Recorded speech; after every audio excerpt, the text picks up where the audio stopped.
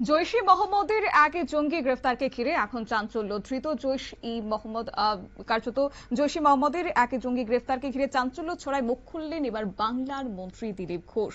দিলীপ ঘোষ বলেন, পুলিশ মূল উৎস খুঁজে বের করবে। আমাদের সরকার ক্ষমতায় আসার আগে চক্রটি সক্রিয় ছিল। শুনুন কি বললেন তিনি। जैश मोहम्मद की जो यहाँ मॉड्यूल है पहले से एक्टिव है, कुछ ना कुछ कर भी रहे हैं, खबर भी था, लेकिन पुलिस ने अरेस्ट किया है। और क्या क्या इसके साथ जुड़ा हुआ है, कहां तक तारी, तो जब पूरा इंक्वायरी होगा आगे तथ्य आएगा। अनुमान के आधार पर, संदेह के आधार पर बहुत कुछ बातें बोला जा रहा है। इससे भी भयंकर कुछ हो सकता है।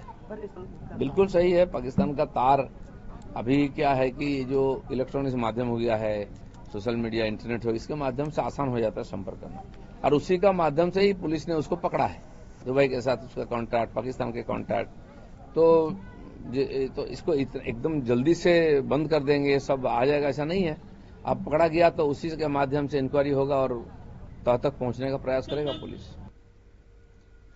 দিলীপ ঘোষ বলেন যে বিষয়টি এখন অত্যন্ত গুরুত্বের সঙ্গে বিবেচনা করছে প্রশাসন, এবং তাছাড়া পুলিশ ইতিমধ্যে তদন্ত শুরু করেছে। ঘটনার মূল উৎস ও গোটা চক্রকে চিহ্নিত করারও চেষ্টা চলছে।